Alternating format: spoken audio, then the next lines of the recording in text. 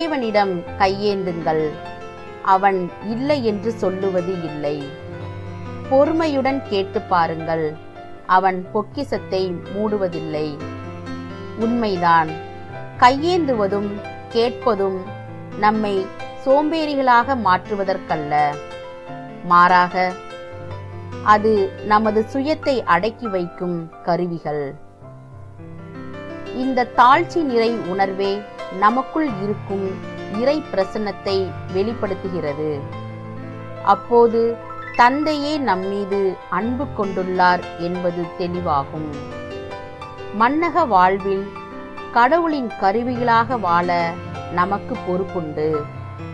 எனவே அதற்கான ஆற்றல்களை கையேந்தி கேட்டால் இல்லை என்று இறைவன் சொல்வதில்லை. கேட்போம். ஆகவே இறைவனிடம் இறை ஆசீர் பெறுவோம்.